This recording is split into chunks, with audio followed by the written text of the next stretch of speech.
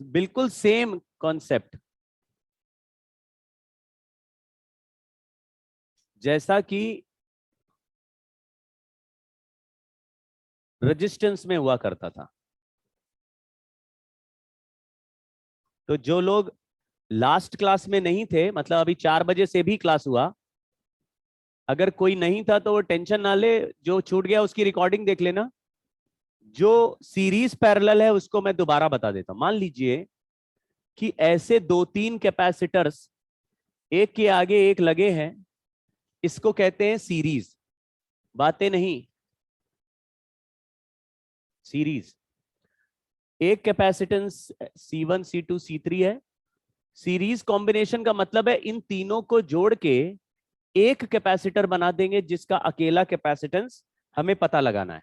मतलब ये तीन अलग अलग हैं, ये तीन मिलके जितना चार्ज स्टोर करेंगे उतना ये अकेला करेगा। ये तीन मिलके जितनी एनर्जी स्टोर करेंगे, तो आपको पूछा what is total energy of the system, तो आपको ये नहीं करना कि आप C1 की एनर्जी निकाल रहे हो, फिर C2 की एनर्जी निकाल रहे हो, फिर C3 की, सबको ऐड कर रहे हो। आपने तीनों को मिला के क्या कर दिया, एक कैपेसिटर बना दिया। उसका जो कैपेसिटेंस आया उसमें डायरेक्ट हाफ CV² लगा दो। समझ गए क्या?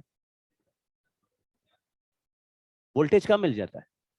तो वोल्टेज उल्टा चल रहा है, Q/C उल्टा, और पैरेलल में चार्ज डिवाइड करेंगे लेकिन कैपेसिटेंस के प्रोपोर्शन।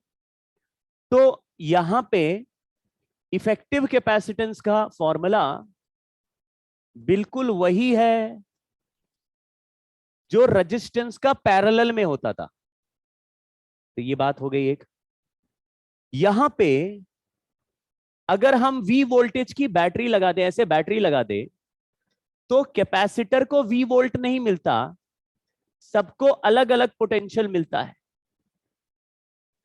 अगर V1 यानी कैपेसिटर C1 वाले का पोटेंशियल डिफरेंस चाहिए तो फॉर्मूला इनवर्सली प्रोपोर्शनल है, यानी 1/C1 से मल्टीप्लाई करो और सभी के 1/C1 plus 1/C2 plus 1/C3 ऐसे डिवाइड करो। ऐसे कितने भी कैपेसिटर है, 4 हैं, 5 हैं, 10 हैं, 20 हैं, कितने भी है, उसमें जिसका तुम्हें वोल्टेज चाहिए, टोटल वोल्टेज को जिसका वोल्टेज चाहिए उसके रेसिप्रोकल से मल्टीप्लाई और सबके रेसिप्रोकल को ऐड करके डिवाइड। ठीक है।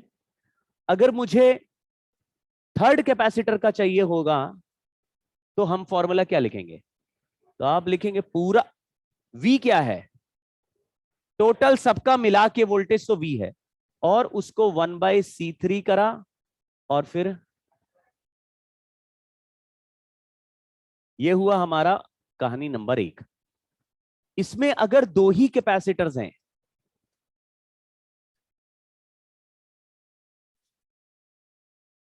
तो इफेक्टिव कैपेसिटेंस का फॉर्मूला C1 प्लस C2। जैसे अगर दो कैपेसिटर एक जैसे हैं तो आंसर हो जाएगा C into C upon C plus C, यानी C² अपॉन 2C हो जाएगा C/2। मतलब दो एक जैसे हैं तो C/2, तीन एक जैसे हैं तो C/3, चार एक जैसे हैं तो C/4। ये सिंपल कैलकुलेशन है, और अलग अलग है तो ये फॉर्मूला लगाएंगे। अच्छा, इसमें भी कोई भेदभाव नहीं है। जैसे तीन है तो तुमने कहा सर ये तो दो वाला ही है, तो तुम पहले किसी दो को ऐड करके एक कैपेसिटर बना लो और फिर जो आए उसको तीसरे के साथ फिर से इसी फॉर्मूले में डाल दो। समझ गए ना? तो मल्टीपल टाइम से, जैसे ऐसा दे दिया, एक कैपेसिटर 2C का है, एक कैपेसिटर C का है, फिर एक कैपेसिटर 2C का है। तो आपने कहा ये 2C वाला ऐड करें तो आधा हो जाएगा, एक जैसे है ना, एक जैसे कैपेसिटर ऐड करें तो 2C ऐड करा तो C हो गया। सी हो जाएगा। अब ये दो मिलके C बन गए, और C और C मिलके C/2। C/2। तो वैसे तीन है, लेकिन हमने पैरेलल सीरीज वाला फॉर्मूला 2 बार लगाया, आंसर डायरेक्टली C/2। पहचान गए क्या? तो क्या हम इस तरह इस फॉर्मूले से नहीं कर सकते क्या? करो ना बिंदास, क्या फर्क पड़ रहा। ठीक है। अगर दो ही कैपेसिटर है तो फॉर्मूला ये रहा, और वोल्टेज का फॉर्मूला उल्टा बोलना है, V1 is V into C2 उल्टा, और V2 का आंसर सेंटर ऑफ मास में जैसा बना था वैसे ही कुछ रिजल्ट। ये हुआ सीरीज वाली बात। बिल्कुल इसी तरह की कहानी पैरेलल के लिए बना रहे हैं। तो पैरेलल में एक कैपेसिटर है, पैरेलल कॉम्बिनेशन में क्या पोटेंशियल डिफरेंस सेम मिलेगा, यानी एक प्लेट का, एक कैपेसिटर का एक प्लेट दूसरे से फिर तीसरे से सबसे ऐसे कनेक्टेड होगा और फिर इन्हीं से बैटरी ऐसे कनेक्ट कर देंगे। तो जो पोटेंशियल डिफरेंस बैटरी का देखो, उसका नेगेटिव टर्मिनल सभी के एक एक प्लेट से कनेक्टेड है तो सबको नेगेटिव सेम वोल्टेज मिलेगा। इसका पॉजिटिव टर्मिनल सभी के एक एक प्लेट से कनेक्टेड है, तो अगर इन दोनों प्लेट का पोटेंशियल डिफरेंस V है तो यहां पर भी V हो गया, यहां भी V हो गया, यहां भी V हो गया, तो क्या सेम हो गया?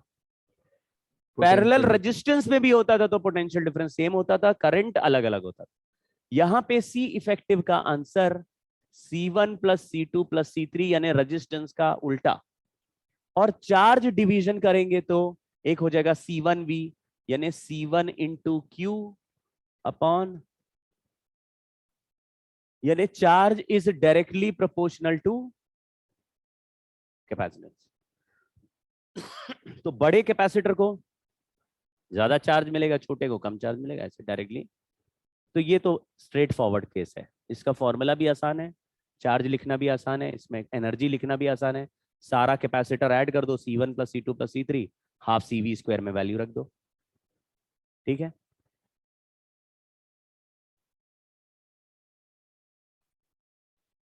अब हमारे पास एक सवाल है, थोड़े से अच्छे सवाल ही हैं, ठीक है, मतलब एक लेवल से डिफिकल्ट चीजें ही डिस्कस कर रहे हैं, तो थोड़ा एफर्ट लगेगा लेकिन घबराना नहीं है। क्वेश्चन लिखा है, in the given network if potential difference between P and Q is 2V। P and Q के बीच में, P एंड Q यहां पे दिया हुआ है, यहां का पोटेंशियल डिफरेंस है 2 वोल्ट या 2V, और C2 का कैपेसिटेंस 3C1 है। ये C2 जो है ये 3C1 है और ये C2 भी 3C1 है। तो potential difference between A and B, यानी यहां पे कितना पोटेंशियल डिफरेंस ये भी पूछा गया है, लेकिन बैटरी कितना ये दिया नहीं गया है। तो यहां पे 2V है। अब इससे या तो रिवर्स सॉल्व करके बैटरी निकाल के A भी निकालेंगे या कुछ और करेंगे, ठीक है। लेकिन अगर नॉर्मली सर्किट देखा जाए तो सॉल्व कैसे करते हैं इफेक्टिव कैपेसिटेंस निकालने के लिए?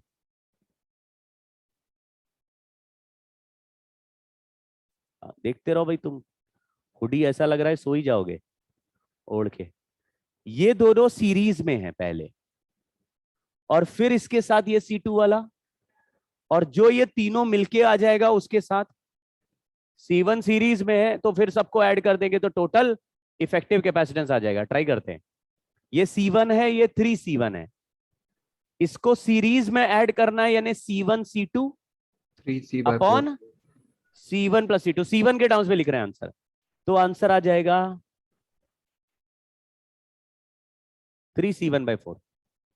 कैलकुलेट कर दें, C1 C2 upon C1 plus C2 करेंगे तो 3 + 1 नीचे हो जाएगा 4, ऊपर हो जाएगा 3, करेक्ट है। 3C1/4 ये इस रास्ते का हो गया।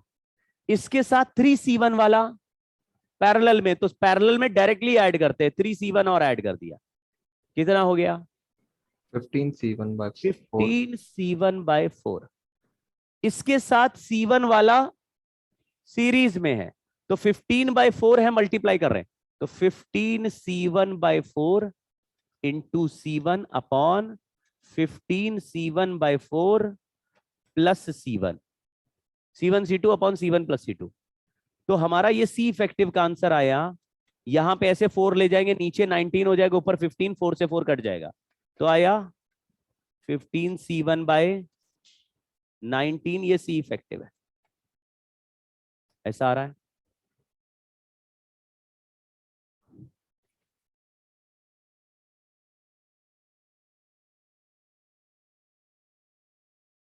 ठीक है, लेकिन हमने C इफेक्टिव क्यों निकाला है? चलो कुछ रीजन होगा, जरूरत नहीं है वैसे, लेकिन चलिए वहां तो उल्टा जाते हैं अब, हैं देखना। हमको वोल्टेज किसका दिया है? P और Q के बीच का वोल्टेज दिया, मान लो 2 वोल्ट या 2V। तो इस पे चार्ज कितना होगा? इसका वोल्टेज है 2V और इसका कैपेसिटेंस है 3C1। 6C1 PQ वाले का चार्ज कितना हो गया? 6C1V, 6C1V। ये दोनों सीरीज है, सीरीज में क्या सेम होता है? तो इस पे चार्ज कितना होगा?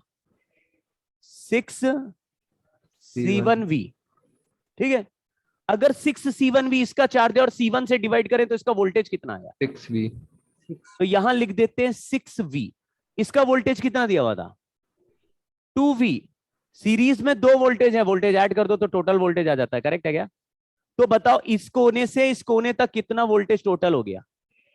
8V। ये पूरा 8 वोल्ट हो गया, ये और ये पैरेलल है, तो बताओ यहां पे कितना वोल्ट हो गया? 8V। 8 वोल्ट हो गया। अच्छा, ये सब मिला के कितना कैपेसिटेंस आया था, ये तीनों का मिला के? यहां तक थे हम, यहां ये, करेक्ट। अब आप बस अब सीरीज सॉल्व कर रहे हैं, तो अब देखो सर्किट खत्म हो गया, क्वेश्चन सॉल्व हो गया है। यहां पे कैपेसिटेंस लिखा है C1 और उसके आगे सारा सर्किट मिला दिया है, और हमें कैपेसिटेंस कितना दिख रहा है ये तीनों मिलाने के बाद? 15C1/4। और इसका वोल्टेज कितना दिख रहा है? 8V। 8 वोल्ट, यानी इस पे कितना चार्ज हो गया? 37। 30C1V चार्ज हो गया। लेकिन ये दोनों किसमें हैं? तो इस पे कितना चार्ज होगा? तो इस पे चार्ज भी यहां से देखो 30C1V, तो इसका वोल्टेज बताओ कितना आना चाहिए? कैपेसिटेंस C1 है। V। आप समझ रहे हैं? समझ गए क्या? तो वोल्टेज इसका कितना आया? 30C1V/C1, यानी वोल्टेज आ गया ए बी के बीच में 30 वोल्ट। तो इसकी कोई जरूरत नहीं पड़ी हमको, है ना? एन तो में खींचते ले गए, जरूरत नहीं पड़ी।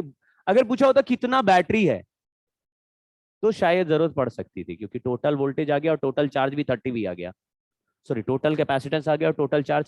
देखो यहां पे कितना चार्ज आया है?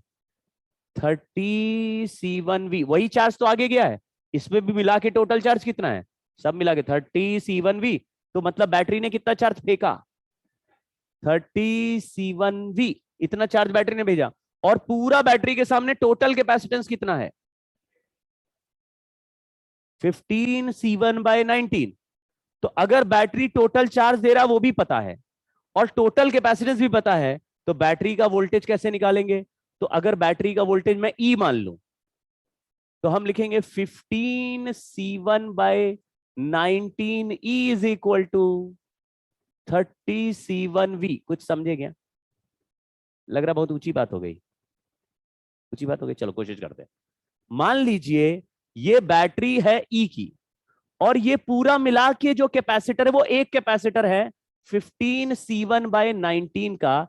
तो बताओ इस बैटरी से कितना चार्ज इस कैपेसिटर की तरफ चलेगा? लेकिन बैटरी से निकला हुआ चार्ज कितना दिख रहा है हमें? तो ये जो चार्ज 15C1E/19 है उसको 13C1V कर दिया ना मैंने। तो इससे E का वैल्यू निकल सकता है क्या? पूछा नहीं है सवाल में, लेकिन पूछा होता तो निकाल लेते, तो तब टोटल कैपेसिटेंस की जरूरत पड़ती। ठीक है, बिल्कुल। कैसे? कौन सीरीज में? हाँ बिल्कुल सही कह रहे हो। यहां पे वोल्टेज 30 वोल्ट है और यहां का वोल्टेज कितना आया? तो 30 + 8 कितना हो गया? तो ऊपर वाले बैटरी का जो वोल्टेज है इन दोनों के वोल्टेज में ही डिवाइड हुआ है, समझ गए क्या? तो ऐसे भी ऐड कर सकते हो।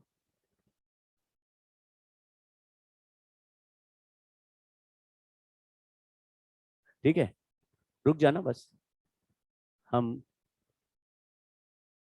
इसका सीक्वेंस फिर से बनाते हैं।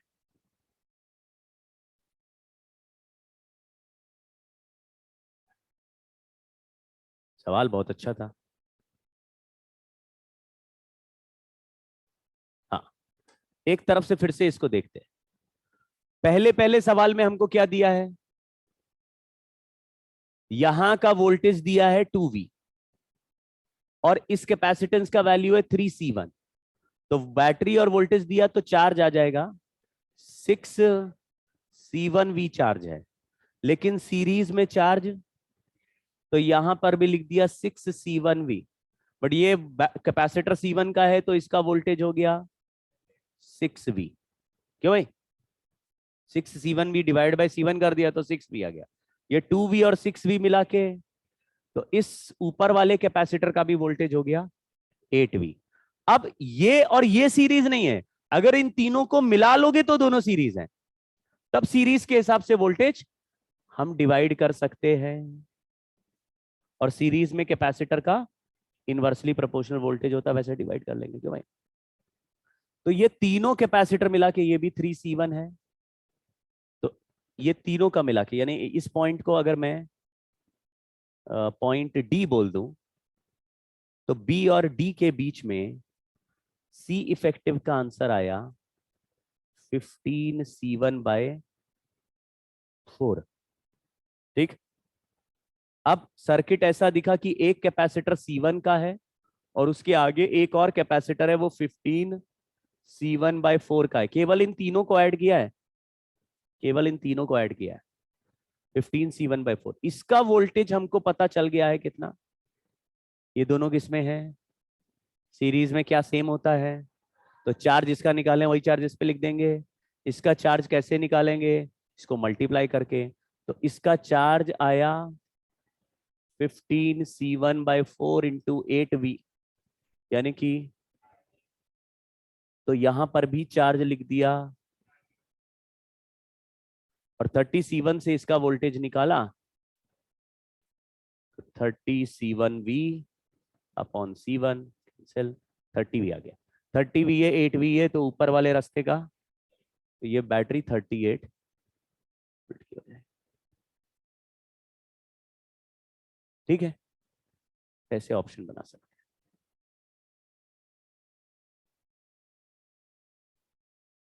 ये ऐसे ही लल्लू छाप सवाल है, ये होमवर्क दे देते हैं, ये खुद कर लेना। तीनों कैपेसिटर ऐड कर लोगे तो डायरेक्टली ऐड हो जाएंगे, क्योंकि पैरेलल में डायरेक्ट ऐड होता है। कितना हो गया, तो 6 का एक कैपेसिटर और 10 की बैटरी लगी, यानी टोटल चार्ज कितना निकलेगा, सीवी होता है, कैपेसिटर 6 का है, बैटरी 10 की है, कितना चार्ज 60 निकला, में 60 निकला। 60 में कैपेसिटर से चार्ज को बिल्कुल डायरेक्टली प्रोपोर्शनल कर दो, या अलग अलग वोल्टेज भी दे दो, जैसे ये 10 वोल्ट इसको भी अलग मिलेगा तो इस पे चार्ज 30 हो गया, ये 10 वोल्ट इसको मिलेगा तो इस पे चार्ज 20 हो गया, और उस पे चार्ज, तो वो तो दिख ही रहा है, तीनों को ऐड करो 60 तो है, समझ गए क्या। Charge phloem from the battery 60 हो गया। Total energy stored in capacitor, ये सारा कैपेसिटेंस मिला के कितना है 6, बैटरी का वोल्टेज कितना है, तो हाफ CV², फॉर्मूले में सी की जगह सी इफेक्टिव लिख दो। ठीक है, heat produce in the circuit, ये स्ट्रेट चार्जिंग हो रही है कि बीच बीच में फुदक फुदक के कर रहे हैं चार्जिंग। स्ट्रेट चार्जिंग में जितना चार्ज एनर्जी में कैपेसिटर में जाता है 50, उतना ही 50। हीट बनता है, 50-50%। स्ट्रेट चार्जिंग है, हीट प्रोड्यूस पूछा है, तो बैटरी का वर्क डन बता सकता कोई कितना, देखो। हाँ, तो बैटरी का वर्क डन 600 है, तो कितना हीट में गया और कितना गया कैपेसिटर में, तो कैपेसिटर में टोटल एनर्जी स्टोर्ड भी 300 और एनर्जी लॉस भी 300, और total work done 600। Potential energy of 3 microfarad, तो ये तो वोल्टेज 10 की है, आप CV² में केवल इसी का 3 लिखा, लिखोगे आंसर, समझ गए। ठीक है, हाँ जी, क्या, हाँ चाबी ढूंढ लाओ, ढूंढ लाओ।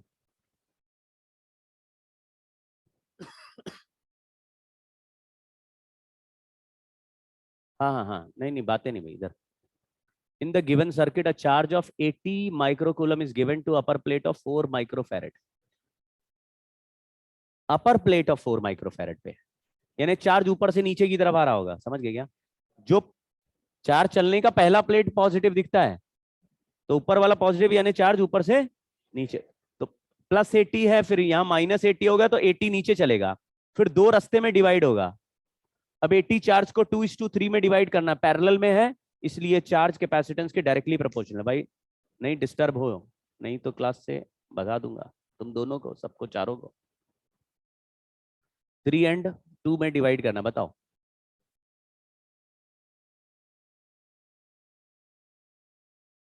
बहुत अच्छा, वेरी गुड। 3:5, 3:2:3 करेंगे तो 3/5 एंड 2/5 करना पड़ेगा, तो 48 एंड 32 दोनों मिला के हो गया। तो सवाल देखो, पढ़ो क्या लिखा है।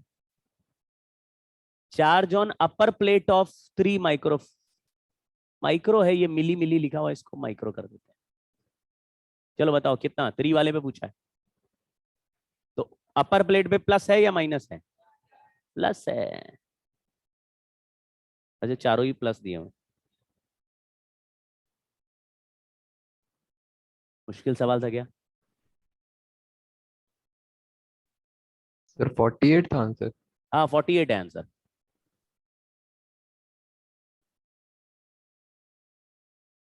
Figure shows charge versus voltage graph for series and parallel combination of 2 capacitors. Charge versus voltage, तो चार्ज 80 है और वोल्टेज 10 वोल्ट है, तो कैपेसिटेंस कितना होगा? 8 होगा। और चार्ज 500 और वोल्टेज 10 है, तो कैपेसिटेंस कितना होगा? 50। मतलब एक बार 8 आ रहा है और एक बार 50 आ रहा है, तो किसमें कम आता है, सीरीज में या पैरेलल में? तो इसका मतलब सीरीज का आंसर 8 है और पैरेलल का आंसर, जरा सॉल्व करो अलग अलग, या ऐसे भी गेस कर सकते हो।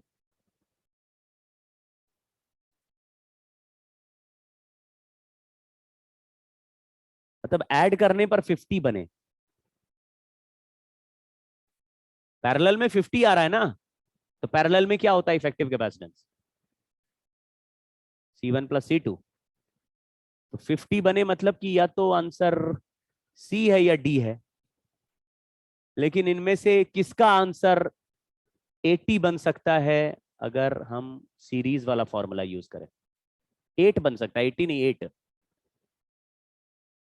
सीरीज वाला आंसर कितना है? 80/10 8। और पैरेलल वाला आंसर कितना है? 500/10 50। सी वाला नहीं है। क्यों भाई? तो कौन सा एक कोई ऑप्शन चेक करके देखो। हाँ, तो 8 बनाना है C1 C2, डी होगा। 20 × 30 डिवाइडेड बाय 20 + 30 करा तो 600 डिवाइडेड बाय 50 आएगा, यानी कि 12 आ जाएगा। ये सही नहीं। डी वाला है। 40 × 10/50 किया तो 8 आ जाएगा सीरीज के लिए। तो हमने हिट एंड ट्रायल से ही मुझे आइडिया लगे 50 तो चाहिए C1 + C2, और अगर इक्वेशन बनानी होती तो भी कर सकते थे।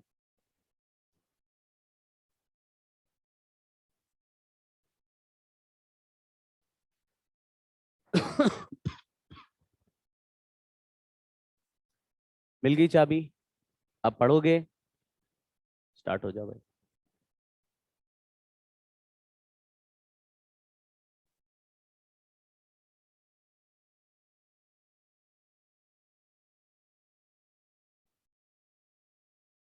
क्या ये दोनों रास्ते किस में आ गए हैं? पैरेलल में आ गए हैं, तो पैरेलल में तो अलग अलग रास्ते में अलग अलग चार्ज आता है। हाँ, चार्ज ऑन 4 माइक्रोफैरेड कैपेसिटर पूछा है, 24। तो 4 और 1 एंड 5 वाले ये सीरीज में दिख रहे हैं, देखो 1 और 5 मिलके क्या हो जाएगा? 6 हो जाएगा, यानी 4 एंड 6 किस में आ गए? सीरीज में आ गए। 4 और 6 का इफेक्टिव कैपेसिटेंस निकाल सकते क्या? 2.4 और और बैटरी कितने वोल्ट की है? 10। पैरेलल सॉल्व करने की जरूरत नहीं, इस पूरे रास्ते को भी कितना वोल्ट मिलेगा? 10 वोल्ट। और इस रास्ते को अलग से 10 वोल्ट मिलेगा। तो ऊपर वाले रास्ते को 10 वोल्ट मिल रहा है, तो ऊपर वाले रास्ते का टोटल कैपेसिटेंस है 2.4 माइक्रोफैरेड। और बैटरी 10 वोल्ट की है, तो चार्ज ऊपर वाले रास्ते का Q1 = 2.4 × 10, यानी कि 24 माइक्रोकूलम हो गया। तो यहां से चार्ज 24 माइक्रोकूलम जा रहा है, इसी पे पूछा है, तो मामला बहुत सिंपल है। क्या भाई? अच्छा 24 वाला आगे जा रहा होता तो क्या चार्ज 1 और 5 में डिवाइड करके बता सकते थे कितना कितना होगा? 12 नीचे वाले में 20 चला जाएगा, बड़े कैपेसिटर में 20 और छोटे वाले 1:5 का रेशियो है, 4:20 हो जाएगा। समझ गए क्या? यस कैलकुलेशन आसान है भाई, हो पा रहा सॉल्व? Yes sir.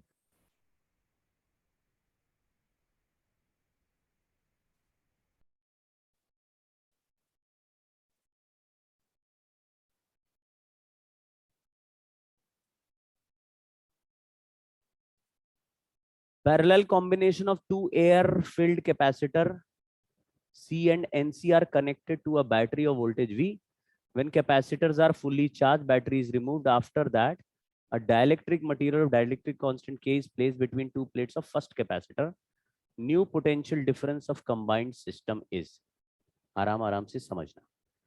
एक कैपेसिटर C का है और एक NC का है, ये दोनों पैरेलल कॉम्बिनेशन है। तो पैरेलल तो मैंने बनाया नहीं,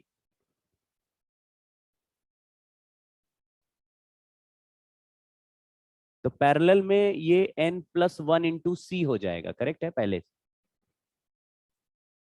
फिर battery is removed, then dielectric constant place between two plates of first capacity. ठीक है, तो एक कैपेसिटर है NC का और दूसरा है C का, और एक बैटरी लगा हुआ है।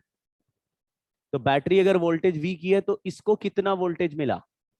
तो इस पे चार्ज है CV और इस पे चार्ज है NCV, और ये दोनों आपस में कनेक्टेड। फिर बैटरी हटा दिया, बैटरी हटा देने से कैपेसिटर के चार्ज में कोई चेंज नहीं आएगा, ये रहेगा NCV और ये रहेगा CV। इसका ये प्लेट पॉजिटिव है, इसका भी ये प्लेट पॉजिटिव। अब बोल रहा है कि dielectric constant K is placed between two plates of first capacitor, इसमें लगा दिया। ठीक है, जैसे ही स्लैब इंसर्ट कर देंगे इसका कैपेसिटेंस बदल जाएगा, KC हो जाएगा कैपेसिटेंस, तो इसका वोल्टेज भी बदल जाएगा।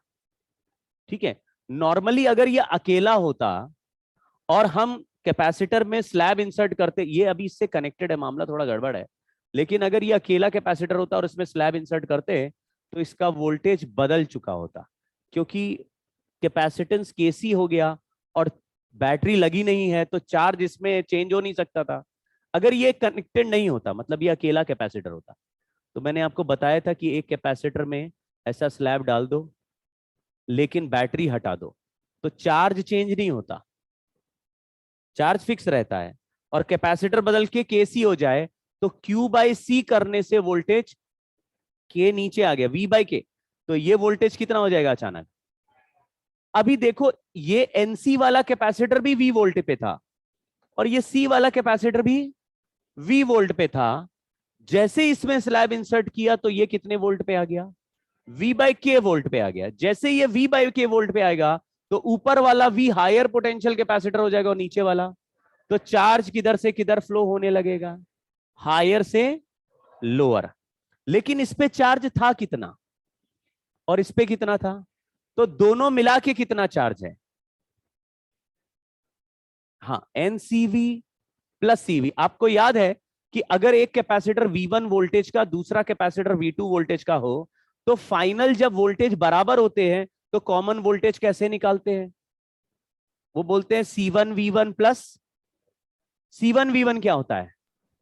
Q1 पहले कैपेसिटर का इनिशियल चार्ज, और C2V2 क्या होता है? दूसरे कैपेसिटर का इनिशियल चार्ज डिवाइडेड बाय। ठीक है, ऊपर वाले कैपेसिटर का इनिशियल चार्ज क्या है, नीचे वाले का क्या है, तो टोटल चार्ज कितना हो गया? NCV plus CV divided by C1 plus C2। ऊपर वाला कैपेसिटर कितना है? NC, और नीचे वाला कितना है? KC। KC क्यों हो गया समझ में आया? स्लैब लगा दिया तो KC हो गया। ठीक है, अगर ये स्लैब नहीं लगाते तो देखोगे कुछ चेंज ही नहीं आएगा, यहां पर भी हो जाएगा N+1 और यहां पर भी हो जाएगा N+1, तो कट जाएगा, लेकिन यहां K हो गया इसलिए अब कटेगा नहीं। तो ऊपर क्या है? ऊपर है N+1, C से C कैंसिल कर देते तो N+1 C से C कैंसिल कर दिया, V upon N plus K। ये क्या चीज आ गया, कौन सा वाला वोल्टेज आ गया, ये कॉमन वोल्टेज आ गया, वो वाला वोल्टेज जो चार्ज रीडिस्ट्रीब्यूशन के बाद फाइनली मिलता है हमें। अब क्वेश्चन पूछा है new potential difference of combined system, यानी कि दोनों का कॉमन वोल्टेज कितना है, इसका भी वोल्टेज भाई, इसका भी भाई, यही आंसर है। कोई ऑप्शन दिया ऐसा? ए वाला ही ऑप्शन। समझ गए कैसे करा? सर इसमें चार्ज सेम रहेगा जो हमने लिखा है CV। फाइनल चार्ज सेम नहीं रहेगा, लेकिन अगर एक कैपेसिटर पे चार्ज 10 कूलम है और दूसरे कैपेसिटर पे चार्ज 6 कूलम है, तो दोनों कैपेसिटर का मिला के चार्ज 16 हो गया। अब चार्ज अगर इधर से इधर चला जाए, इधर से इधर चला जाए, तो टोटल चार्ज क्या बदल जाता है? नो कैपेसिटेंस सर, बदलने से चार्ज बदल जाएगा, लेकिन ऊपर क्या लिखते हैं? Total total. चार्ज तो वही रहेगा जो पहले था। समझ गए क्या? यस इसलिए सर। ऊपर वाले टर्म को मैंने फिर भी सेम लिखा है। समझ गए? C1V1 plus C2V2। तो C1V1 क्या होता था? Initial charge of capacitor 1। C2V2 क्या होता था? लेकिन इससे फर्क नहीं पड़ता कि इनिशियल चार्ज लिख रहे हो या फाइनल चार्ज लिख रहे हो, वो सम करोगे तो हमेशा सेम ही आएगा। समझ गए क्या? तो ये ऊंचा सवाल था ज्यादा। चलो थोड़ा, ये भी ऊंचा ही सवाल, लेकिन देख लो। A combination of capacitor setup as shown in the figure, magnitude of electric field due to charge q having charge equal to sum of charges on 4 microfarad and 9 microfarad capacitor। ये तीन तीन के, अच्छा ये नीचे 2 है, ये 9 है। ऐसा मान लेते हैं ये वाला कैपेसिटर 2 है और ये वाला 9 है, करेक्ट? मतलब प्रिंटिंग थोड़ा गड़बड़ लग रही है। तो ऊपर वाले रास्ते में 3 और 9 पैरेलल में है और 4 वाला सीरीज में है, और नीचे बैटरी 8 वोल्ट का है। दो ब्रांचेस पैरेलल है, पैरेलल ब्रांच में इस बीच वाले कैपेसिटर को कितना वोल्ट मिलेगा, लेकिन इसके बारे 8 में V। कोई बात नहीं कर रहा। ऊपर वाले रास्ते में पूरा कितना वोल्ट मिलेगा, तो 8 ऊपर वाले V। रास्ते को अलग से सॉल्व करें। 3 और 9 मिलाएंगे तो कितना हो जाएगा? 12। 12 हो जाएगा। 12 और 4 मिलाएंगे तो कितना हो जाएगा? 12 एंड 4, बहुत सही बोल रहे हो, 3 हो जाएगा। 12 इंटू 3 हो 4 जाएगा। अपॉन 12 प्लस 4, आंसर आया। बैटरी कितने की है? पूरा ऊपर वाला रास्ता कितने कैपेसिटर का है? 3 का। तो 8 वोल्ट की बैटरी, 3 कैपेसिटर, कितना चार्ज ऊपर वाले रास्ते पे जाएगा? 24 चार्ज। अगर 24 जाएगा तो 4 पे कितना चार्ज जाएगा? 24। तो आगे कितना चार्ज जाएगा? 24 का चार्ज इसमें डिवाइड होगा 1:3 के रेशो पे। तो एक पे रहेगा 8, गलत बोल दिया, 6 एंड 18। क्वेश्चन लिखा हुआ है कि जो 4 माइक्रोफैरेड का कैपेसिटर है और 9 माइक्रोफैरेड का कैपेसिटर है, इनके चार्ज को ऐड करके बताओ कितना चार्ज बनता होगा। बताओ, 4 पे कितना है और 9 पे कितना है? तो total charge on 4 and 9 microfarad is 20 plus 18 microcoulomb, यानी 42 माइक्रोकूलम। यही हुआ।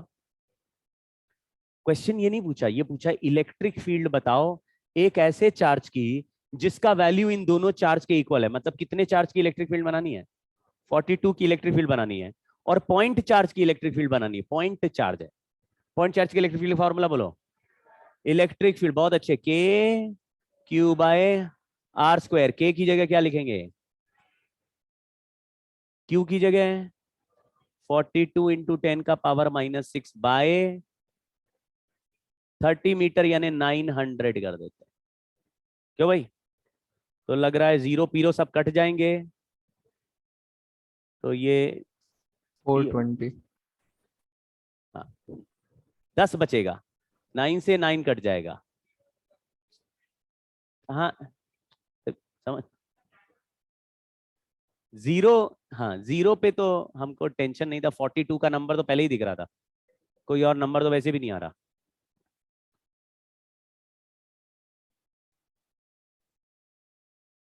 ठीक है, हो गया क्या? मामला क्लियर है? आप लोग बातें नहीं करो भाई।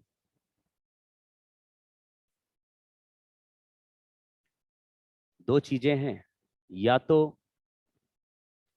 इतना दिलेर बनो कि अभी मैं सूद दूंगा, तो फिर हिम्मत रखना उसको झेलने की, या तो इतने दिलेर बनो तब हवा निकल जाती, तुम लोग ही भनभनाने लगते हो। जैसे नौटंकी करते हो घर पे, पेरेंट डांटते हैं, तो तुम्हारा बचाव क्या रहता है? डसने जाते हो, या कुत्ते की तरह गुर्राने लगते हो। गुर्राना समझते हो? पेरेंट बोले पेरेंट बोले तुम पढ़ने बैठ गए, उठ क्यों गए? पढ़ी था अभी तो पढ़ रहे थे। वैसे ही अभी टीचर डांटेगा, भिनभिनाने लगोगे, मुंह बन जाएगा। हाँ हम कहाँ, हम तो पढ़ रहे थे, हम नहीं बात कर रहे थे, हमारा ध्यान पढ़ाई में था। तो या तो उसको झेलना अभी सूद दूंगा तो, या फिर भनभनाना नहीं और पढ़ाई करो चुपचाप। क्योंकि जो बंदा, जैसे घर पे भी आप अगर पलट के जवाब देते हैं, तो ये कई बार मैंने बोला, ये इससे ना आप गलत इंसान बन जाते हैं। पेरेंट ने आपको डांटा और आपने पलट के बोल दिया कुछ, इंसानियत के लेवल पे आप नीचे चले गए। अब आपका जो प्रोग्रेस है ना, वो आपने रोक दिया, नहीं होगा। क्योंकि एग्जाम में ना बहुत ही अलग टाइप की ब्लेसिंग चाहिए होती हैं। बोलते हैं ना, आखिरी दिन तक फाइट होनी है, और उस दिन कुछ गड़बड़ हो गया तो बहुत बने बनाए लोगों की रिजल्ट बिगड़ जाती है। अब आप सोचो, उसके साथ ही क्यों गलत होगा, किसी दूसरे के साथ गलत क्यों नहीं हो, किसके साथ ही गलत होगा? कैसे डिसाइड होगा? ये ऐसे ही डिसाइड होगा। कौन पढ़ते पढ़ते या अपनी लाइफ में कितने लोगों को परेशान कर रहा है, उसी से डिसाइड होगा। आपने अगर पेरेंट की लाइफ बर्बाद कर दी और फिर तुम चाह रहे हो कि हमारी लाइफ बनेगी, नहीं बनेगी। तो आप अगर घर पे भी एटीट्यूड दिखा रहे हो, जैसे मुझसे पेरेंट्स बोलते हैं कि कुछ कहना ही मुश्किल हो गया, बच्चों से समझाना ही पड़ता नहीं, धमकी देने लगते हैं, हमको पढ़ने के लिए बोलना देना, घर छोड़ के चले जाएंगे। ये हंसने की बात नहीं है। एज अ पेरेंट उनका दिल बैठ जाता होगा यार, क्या वो क्या करेंगे? तुमने तो बोल दिया, तुम्हें भी पता है तुम साफ कोरी धमकी दे रहे हो, कभी नहीं जाने वाले, तुम्हारे अंदर कोई दम नहीं है। लेकिन मान लो ऐसा तुमने कोई भी कदम उठाया, तो उनका क्या होगा हाल? है कि नहीं? पेपर में नहीं ऐड आते, बेटा तुमको कोई कुछ नहीं कहेगा, वापस लौटाओ, बच्चा भाग गया मतलब। ऐसा तो अभी सुना था, एक न्यूज आ रही थी, नहीं सुना तुमने? हर साल होता है, यहाँ पे भी होता है, हर सिटी में होता है, कोई ना कोई यस सर, यहाँ पता भी। लग जाता। हुआ है क्या कोई? Yes sir. कहाँ यस सर। कहाँ पे? कहाँ? देहरादून में। हाँ। सब बॉम्बे में बोकारो। भी हुआ है। अच्छा देखो, बॉम्बे में भी बच्चा भाग गया घर से। अब यस जैसे सर। नॉर्मली क्या होता है कि लोग भाग के बॉम्बे चले जाते हैं हीरो बन। अब जरा बॉम्बे वाला भाग के कहाँ गया होगा? बड़ा मामला गड़बड़। लेकिन मैं बोल रहा हूँ कि इससे ना बहुत नेगेटिव वाइब निकलती है पेरेंट की। जब पेरेंट ऐसे गिव अप करने लगे ना कि यार क्या बोले, आपके बोलना ही मुश्किल है, कुछ बोलते हैं ऐसे पलट के आता है, तो आप अच्छे इंसान नहीं बन रहे। और अच्छे इंसान नहीं बन रहे हैं तो नहीं होगा आपका कुछ, मतलब मोमेंटरली कोई छोटी मोटी सक्सेस कहीं पा भी ली, मान लो तुम्हारा किसी कॉलेज में हो भी गया और तुमने कहा कि हम बहुत अच्छे हो गए हैं, उस हिसाब से जिस हिसाब से हम पढ़े थे हम बहुत कमाल कर चुके हैं, तो भी ग्रोथ आगे रुक जाएगा। आगे भी पढ़ना है भाई। तुम लोग ये तो नहीं सोच रहे कि ये आखिरी बार है, बस 12वीं के बाद कोई पढ़ाई नहीं होती, उसके बाद केवल शादी होती है। अब कुछ नहीं, बस लाइफ में आखिरी पढ़ाई है, 12वीं खत्म, पढ़ाई खत्म, कॉलेज में क्या करने जा रहे हैं? मस्ती, पैर दबेंगे वहां, पैर दबाएंगे लोग हमारे, है ना, नौकर खड़े होंगे, हमको अंगूर खिलाते होंगे, हम लेटे रहेंगे, और एक असिस्टेंट आएगा ऐसे कोट पहना देगा, डॉक्टर बन गए, आगे ये लगा दिया टोपी, इंजीनियर हो गए, है, और सब ले जाएंगे, सर आइए स्टील प्लांट है जरा देख लीजिए, कोई कहीं हम लोग सही कर रहे हैं ना, ये स्टील बना रहे हैं, सही कर रहे हैं, नहीं तो हमको डांट देना है। ऐसे आके लोग ले जाएंगे तुमको घर से, सर चलिए हमारा स्टील प्लांट ये चल रहा है। आगे भी बहुत झंझट है, ये सवाल नहीं करेंगे, मतलब होमवर्क है करना, जिसका मर्जी करना। ये भी 10th में कुछ बच्चे पढ़ते हैं, किसी किसी किताब में दिया रहता है, या NTSC का प्रिपरेशन करने वाले लोगों के दुनिया में ये व्हीटस्टोन ब्रिज आता है। ऐसे कोई महान बात नहीं है। आप देखना क्या बोल रहे हैं। बोल रहे हैं कि अगर पोटेंशियल A पॉइंट का और B पॉइंट का सेम हो जाए, अगर हो जाए, तो बीच वाले रास्ते में चार्ज फ्लो नहीं होगा। क्यों? क्योंकि जो कैपेसिटर पे चार्ज होता है वो चार्ज का value C into potential difference होता है। और हमने क्या लिखा है कि अगर A और B का पोटेंशियल सेम हो तो मतलब इन दोनों प्लेट के बीच का पोटेंशियल डिफरेंस 0 हो गया। तो चार्ज इस पे क्या हो गया? मतलब अगर इधर से कोई चार्ज चला तो दो रास्ते में डिवाइड हुआ। यहां पे Q1 चार्ज गया, यहां Q2, और यहां से Q1 जाके इधर कितना गया? सारा Q1 ही चला गया। क्यों?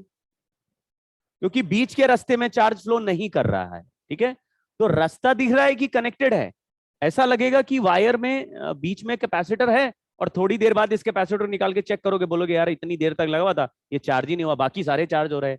तो आप कहेंगे जरूर ये किस में चला गया है? व्हीटस्टोन ब्रिज है।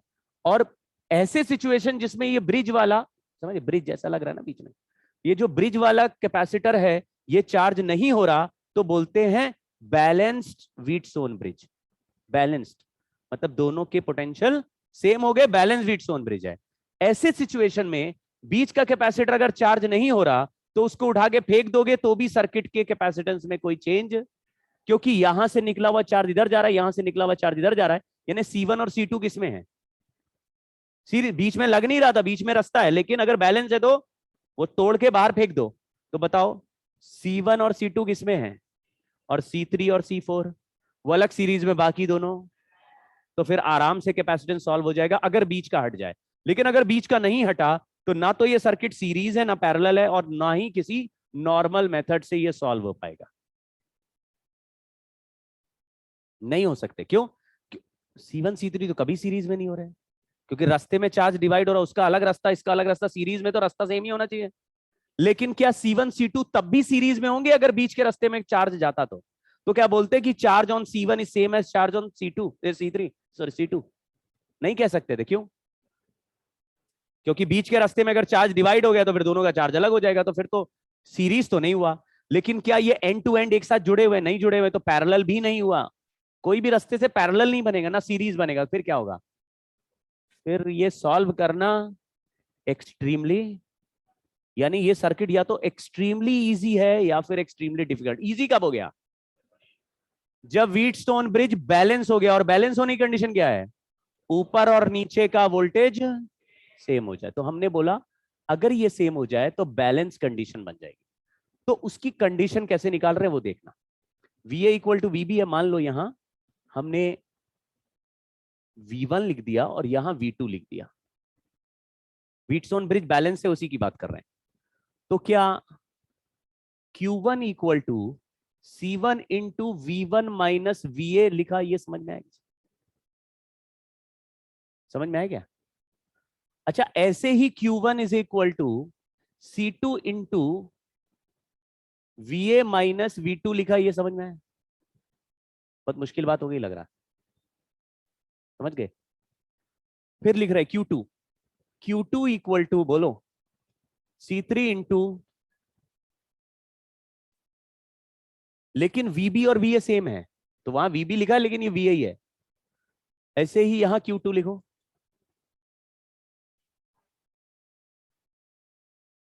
VB। अब मैं ये ऊपर वाले दो को ऐसे डिवाइड कर देता हूं, तो V1 माइनस VA और V1 माइनस VB आपस में कैंसिल हो जाएगा। तो कैसे आ जाएगा? Q1 by Q2 equal to, ऐसे ही Q1 बाई Q2 सेकेंड वाले में C2 बाय, तो जब ये दोनों सेम है तो ये दोनों भी सेम हो गए, यानी C1 by C3, C2 by C4। इसको ऐसे भी लिख सकते हैं C1 बाई C2, आपकी मर्जी है कैसे भी लिख दो दोनों में से। इसका मतलब सेंस ये है कि अगर ये दोनों कैपेसिटर का रेशो, ब्रिज के पहले वाले दो कैपेसिटर का रेशो और ब्रिज के आगे वाले दो कैपेसिटर का रेशो सेम हुआ तो वाइस वर्सा ये दोनों वोल्टेज अपने आप सेम हो जाएंगे। अगर ये सेम हो जाएंगे तो बीच के कैपेसिटर में करंट फ्लो नहीं होगा तो उसको हटा के फेंक दो, फिर आराम से कैपेसिटेंस सॉल्व हो जाएगा। ठीक है, तो सवाल व्हीटस्टोन ब्रिज का बैलेंस कंडीशन का ही आता है, क्योंकि वही हमारे सिलेबस में बैलेंस कंडीशन का आता है। तो व्हीटस्टोन जैसा दिखा फोटो तो आपको पता है बीच वाला बैलेंस ही हो, क्योंकि बैलेंस का ही सवाल आता वही है सिलेबस में, और जो बैलेंस नहीं होता तो वो सिलेबस में ही नहीं है। तो फिर टेंशन फ्री हो गया ना, व्हीटस्टोन ब्रिज दिख गया तो पढ़ने की जरूरत है, बीच वाला हटा के फेंक दो, सॉल्व कर लो। ठीक है, बीच वाला हटा के फेंक दीजिए, लेकिन बीच वाला कौन सा है ये ही फेंकना है, ऐसे नहीं ना, C1 हटा दो, सॉल्व कर लो। क्यों भाई, व्हीटस्टोन ब्रिज होना चाहिए, 5 कैपेसिटर के कम से कम होने चाहिए, 2 इधर साइड में 2 इधर साइड में। अब साइड साइड किसको बोलते हैं, जो बैटरी से कनेक्टेड वाले कैपेसिटर्स हैं वो कभी नहीं हटने वाले। देखो ये बैटरी से आ रहा है, कौन कौन से कनेक्टेड है बैटरी से, इधर से कौन से कनेक्टेड है, वो नहीं हट सकते हैं। बीच में जो आया जो बैटरी से कनेक्टेड नहीं है, बीच में काइट जैसा हो गया ना, बीच में डंडी आ गई, बस वही जाएगा। ठीक है, तो आपको पहचानना ही काम है कि व्हीटस्टोन में कौन सा गया, वही पहचानना काम है। ठीक, अब मैं 1-2 सर्किट दिखा रहा हूं। कंडीशन क्या है कि अगर रेशो सेम हो जाए, सवालों में क्या होगा, रेशो सेम ही होंगे, तो बीच वाला हटाना है, समझ गए, सेम ही होंगे तो सॉल्विंग नहीं करनी है, पहचानना नहीं है कि रेशो सेम है कि नहीं, रेशो सेम ही होंगे। क्या पहचानना होगा, कौन सा काटोगे, समझ गए, कौन सा काटोगे यही पहचानना है। देखो फोटो, ऊपर वाले फोटो में कौन सा गया, आपको दिख रहा रेशो सेम है, कैसे पता चला रेशो सेम, ओ 1:2 है, 3 और 6 है, 1:2, 3:6 दिख रहा है क्या। इस ब्रांच के इधर लेफ्ट में 2 कैपेसिटर, राइट में 2 है, इनका रेशो सेम, बीच वाला हटा दो।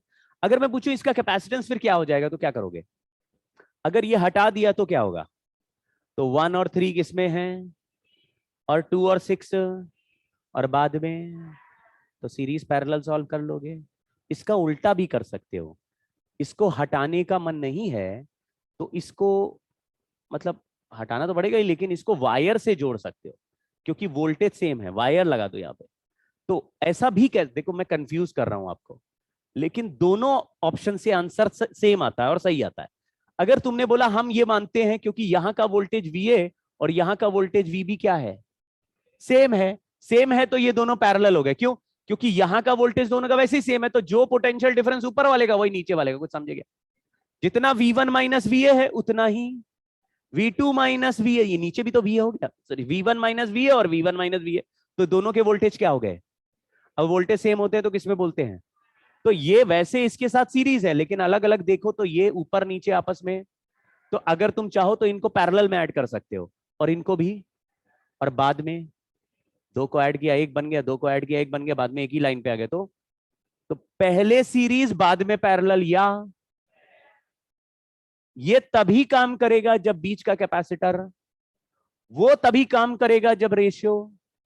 तो एक हल्का सा देख लो, लेकिन हमारे सिलेबस में कौन सा है, तो रेशियो सेम ही देगा, कभी रेशियो अलग करके नाटक नहीं कर सकते, क्योंकि बीच वाला नहीं हटा तो ना सीरीज ना पैरेलल, और फिर इफेक्टिव कैपेसिटेंस सॉल्व करना इज एक्सट्रीमली डिफिकल्ट। कैसे सॉल्व करेंगे सिखाऊंगा, लेकिन रास्ता आसान नहीं है, एग्जाम में नहीं पूछते इसलिए। ठीक है, काफी लंबा रास्ता होता है, काफी लंबा भी नहीं, इसमें तो ये बाहर ही निकाल दिया, पहचान में ही आ रहा है, इतना प्रेडिक्टेबल सवाल है कि वैल्यू भी वही वही है, तो आपको हर बार 5 हटाना है। दिख रहा है क्या, ये बीच वाला हट जाएगा, पहचान पा रहे हो, व्हीटस्टोन ब्रिज। चलिए आप लोग पहचान रहे बीच में जो आ गया, तो आप देख रहे अरे तो सीरीज पैरेलल को समझ में नहीं है, बीच में जो आएगा उसको हटा देंगे, व्हीटस्टोन ब्रिज पहचानना है। इसमें कौन सा गया, मैं थोड़ा नंबर लिख देता हूँ, मैं नंबर लिख दे रहा हूँ, ये कैपेसिटर नंबर 1 है, ये 2 है, यहाँ 3 है, यहाँ 4 है, ये 5 है, ये 6 है, ये 7 है। 4 जाएगा, 4 वाला।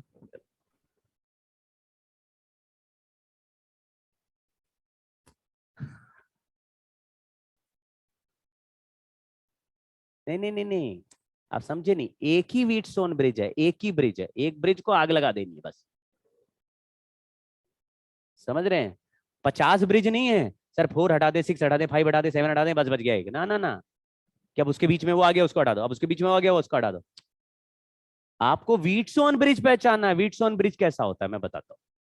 व्हीटस्टोन ब्रिज के एक रास्ते पे 2 कैपेसिटर होते हैं, वो नहीं हटते, फिर आगे चल के एक कैपेसिटर उनके ऐसे बीच में होता है, फिर 2 होते हैं,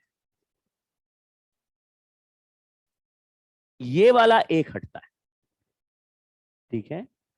फिर और भी कोई कैपेसिटर है तो वो तो सर्किट के साथ पैरेलल हो ही जाएगा, फिर और भी कोई कैपेसिटर है तो वो तो सर्किट के साथ सीरीज हो ही जाएगा, वो सब थोड़ी ना हट रहे हैं। कौन सा हट रहा है? जो इस तरह के 5 के बीच में, 4 के बीच में एक है, वही हटता है। 4 वाला लग रहा है, बोलो बच्चों सब लोग ऐसे ही है। और आंसर जबकि 4 क्या फायदा, 7 होगा। 7 तो नहीं होगा। देखो कैसे पता लगाते, मैंने आपको बोला बैटरी वाले कनेक्टेड कभी नहीं हट रहे। इसमें बोलो बैटरी कहां लगने वाली है? हाँ, टर्मिनल्स एंड पॉइंट्स सर्किट होते हैं। टर्मिनल कहां पे दिए हुए हैं? ए और बी। अगर बैटरी लगाएंगे तो किधर लगेगा? ए और बी पे। तो जो कैपेसिटर बैटरी से कनेक्टेड है वो तो नहीं हटेगा। तो क्या 7 हटेगा? 7 तो नहीं हटेगा। 6 हटेगा? 6 तो नहीं हटेगा। 1 हटेगा? 2 हटेगा? तो 4 तो बच गए। 2 नहीं हट सकता क्योंकि बैटरी से, देखो ये बैटरी से डायरेक्टली कनेक्टेड है, बीच में कुछ नहीं आ रहा। सर ये तो वायर आ रहा। अरे वायर है, कैपेसिटर थोड़ी ना है, वायर है। वायर मतलब बैटरी डायरेक्ट कनेक्टेड, समझ गए क्या? क्या तुम लोग बोलने लगते? देखो ये कैपेसिटर, ये कैपेसिटर, ये वायर, ये बैटरी। सर वायर बीच में आ गया। अरे बोलते रहे बैटरी डायरेक्टली कनेक्टेड हो गई ना, वायर क्या, वायर क्या करेगा? ठीक है, ठीक है।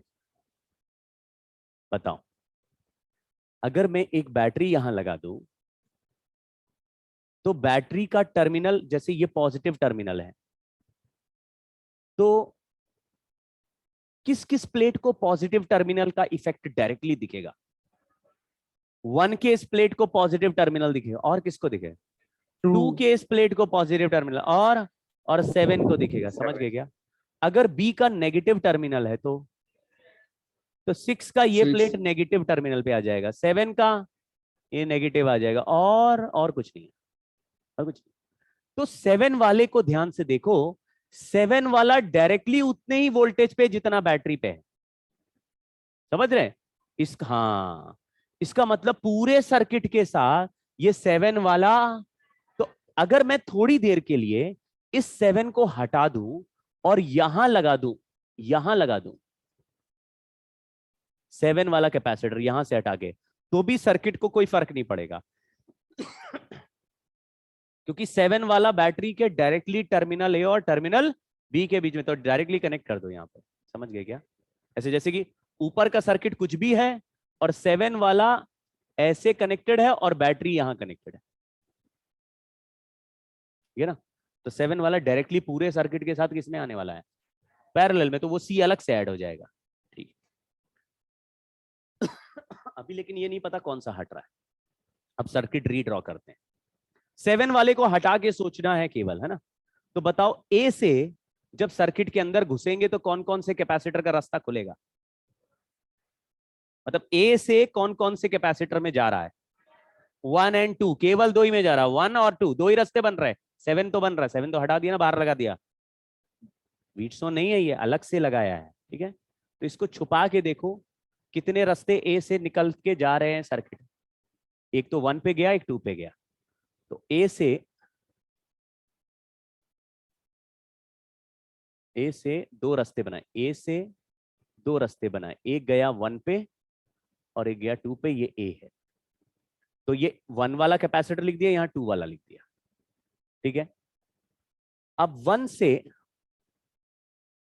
1 वाले कैपेसिटर से आगे जा रहे हैं और यहां गए तो दो रास्ते बन गए, एक 3 पे और एक 5 पे। ऐसे 2 से आगे जा रहे हैं तो भी दो रास्ते बन रहे हैं, 3 पे 4, यानी 2 से भी 3 जा रहा है और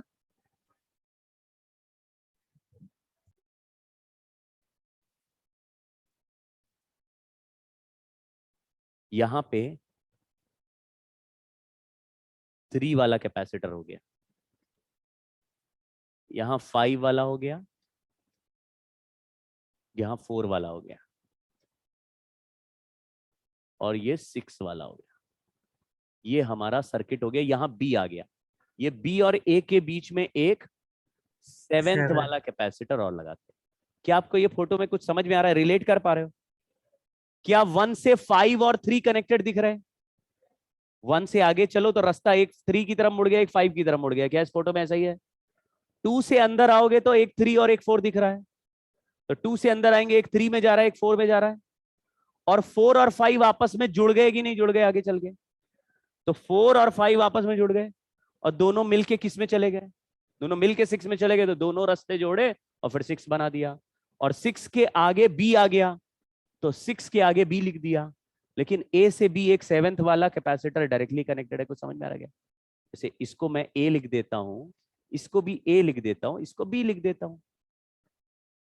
ठीक है क्या? कौन सा गया? 3 वाला। अगर हम 3 वाले को हटा दें तो क्या इसका इफेक्टिव कैपेसिटेंस कैलकुलेट कर सकते हैं?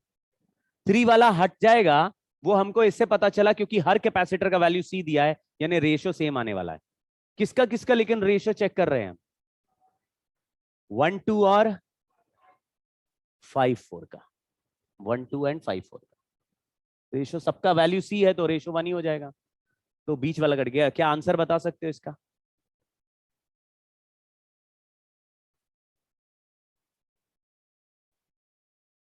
नहीं, हर कैपेसिटर सी का है तो what is total capacitance of the circuit? जैसे 2C। ये सी और सी किसमें है तो C/2 हो गया। ये सी और सी किसमें है? सीरीज, तो C/2 हो गया। C/2 क्या हो गया? सी हो गया। सी और सी किसमें है? सी, ये पूरा सी हो गया, ये सब मिला के सी हो गया। सी और सी किसमें है? तो C/2 हो गया। C/2 और सी किसमें है? पैरेलल में। तो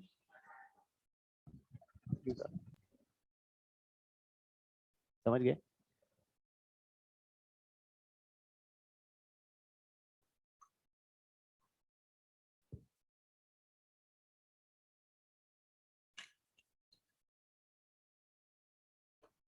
सर प्रीवियस स्लाइड की।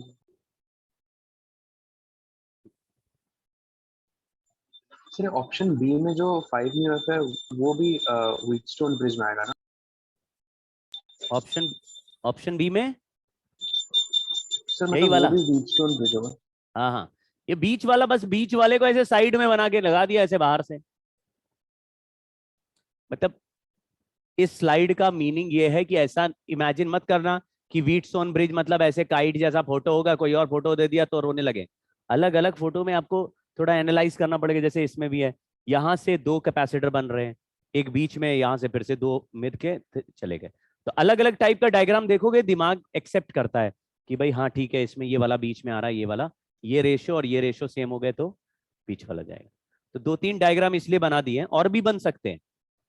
जैसे ये एंटायरली बिल्कुल अलग ही डायग्राम है, इसमें तो बिल्कुल पहचान में ही नहीं आ रहा कि कौन सा व्हीटस्टोन में गया।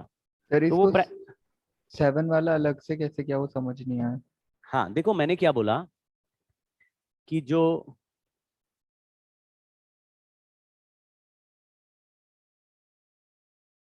ये जो 7th वाला कैपेसिटर है,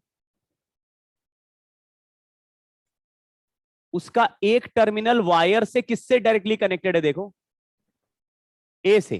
जी। और दूसरा टर्मिनल किससे डायरेक्टली कनेक्टेड है? बी। बी से। इसका मतलब है कि अगर मैं इसको यहां से यहां तोड़ के बाहर निकाल लूं और ए से बी के बीच में डायरेक्टली लगा दूं तो भी सर्किट को कोई फर्क नहीं पड़ेगा, क्योंकि ये वाला कैपेसिटर कहां कनेक्टेड था? ए और बी के बीच में। तो यस मतलब सर। यही तो हुआ कि मैंने ये वायर को बस साइड में लगा दिया। हाँ, यस सर।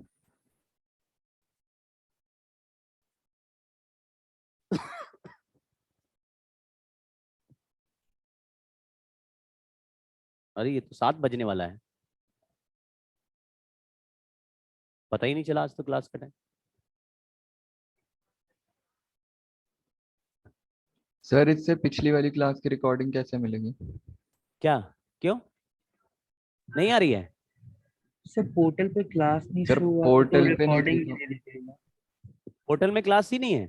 No sir. कितनी तारीख की है? किस वो तारीख? तारीख 30 वाला तो नहीं है।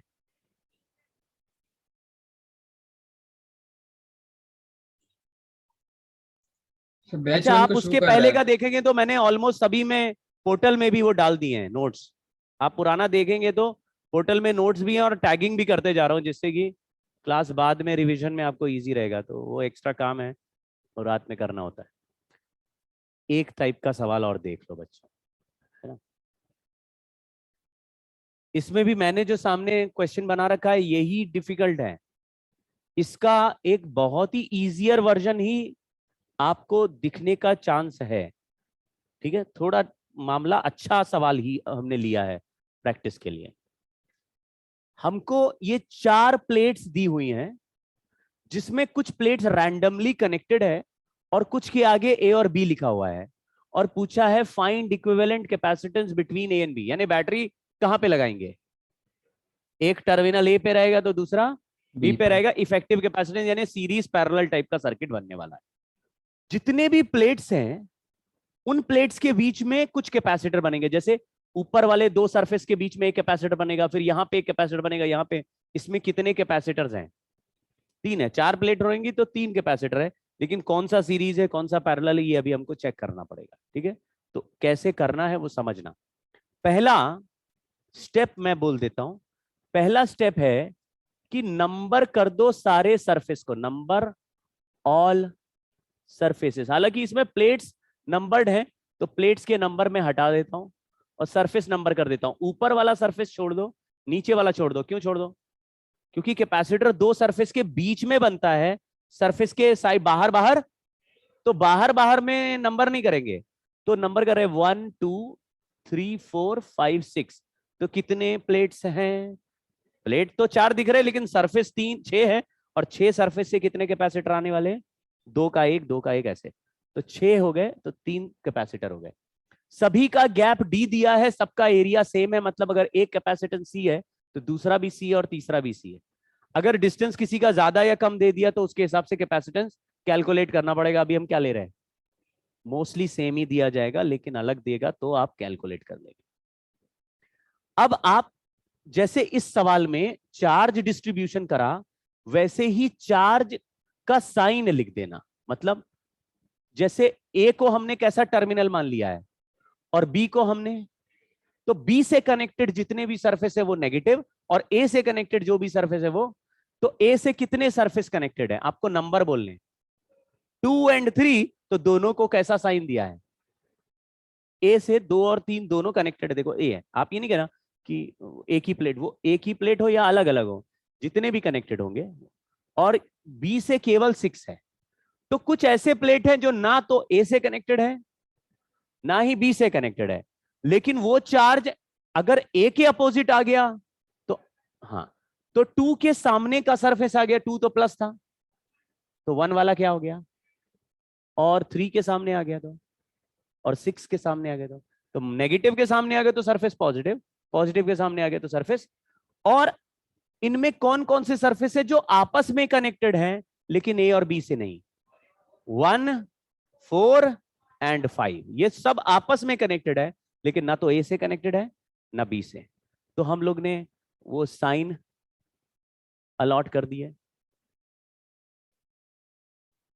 ठीक है ना। Give signs to all plates. फिर अभी तीसरा, redraw circuit from A to B. A to B, B to A, ये आपकी मर्जी है। यहां लिखा ए, मुझे बताओ ए से कौन कौन से सरफेस कनेक्टेड दिख रहे हैं?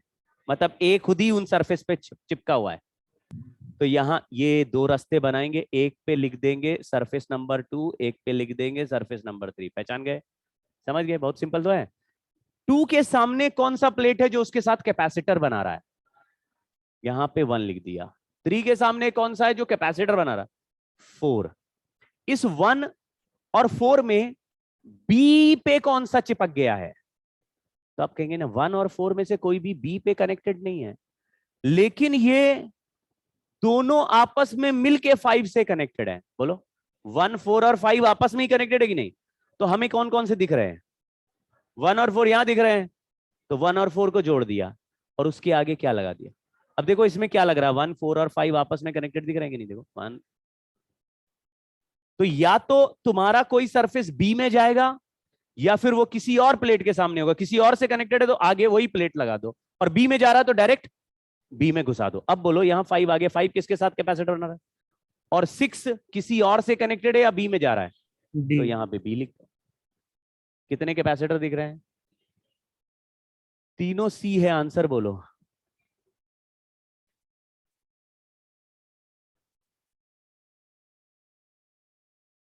बोलो, ये सी और सी कितना है? 2C, और ये सी सीरीज में है, C1 C2 upon C1 plus C2।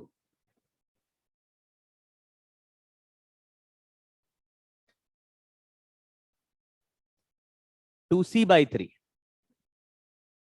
मुश्किल हुआ क्या? क्या? हाँ, कैसा लगा मेरा मजाक?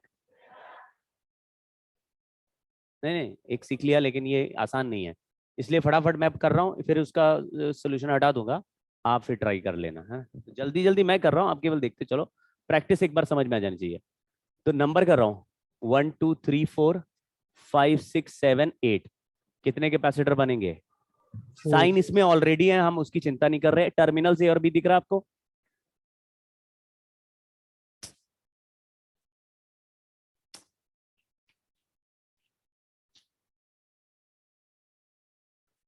सवाल ही फर्जी दे दिया है। सवाल बदल रहा हूं इसलिए नौटंकी नहीं, देखो सवाल फर्जी दे दिया। ये बी में कनेक्ट कर दिया, कौन सा वाला? 2 3 वाला, इसलिए ये नेगेटिव है, इसको भी नेगेटिव कर दिया। क्यों? तो इसको क्या कर दिया? पॉजिटिव। और फिर ये पॉजिटिव के सामने नेगेटिव, नेगेटिव के सामने पॉजिटिव। अब ठीक है क्या? मतलब ये बी में कनेक्ट कर दिया, बीच वाला प्लेट फपून करता, उसको जबरदस्ती हटाना पड़ता तुम लोगों को, और एक्सप्लेन करना पड़ता। अभी इजियर सवाल बना दिया मैंने, ठीक है? उसको बाद में दोबारा बता दूंगा कि कैसे करना है। अभी सिंपल सवाल है, कहां से स्टार्ट करें? ए से कौन कौन से सरफेस कनेक्टेड है? 4 एंड 5। 4 के सामने, 5 के सामने 6 है। अब आप सोचिए कि 3 और 6 में से क्या कोई बी में जा रहा है? 3 जा रहा है, तो 3 को बी में भेज दो। समझ गए क्या? जो जा रहा है उसको भेजो। अब बचा 6। 6 किससे किससे कनेक्टेड है? 1 से और 7 से। यहां पे केवल 6 दिख रहा, 1 और 7 नहीं दिख रहा, तो हमने क्या कर दिया? देखो समझ में आ गया। 6 वाला बी से कनेक्टेड है क्या? 6 वाला प्लेट बी में जा रहा है क्या?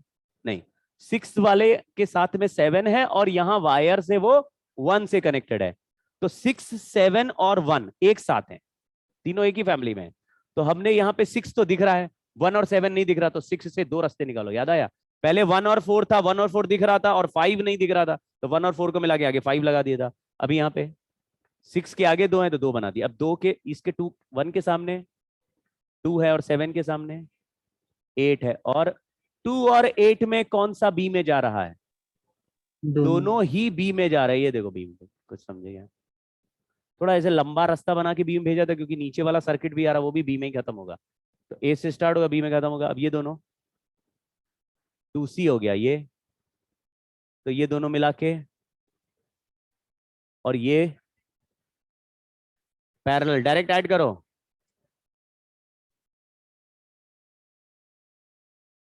समझ गए? यस। इसको आप दोनों सवालों को एक बार खुद करके देखना, मैं ये हटा नहीं रहा हूं, आप खुद करना। लेकिन सर जो 4 बजे वाली क्लास है वो पोर्टल पे शो होगी उसकी रिकॉर्डिंग? है जी? सर उसकी रिकॉर्डिंग शो होगी जो 4 बजे क्लास हुई थी पोर्टल हाँ पे? हाँ हाँ हाँ, होगी होगी। Okay sir.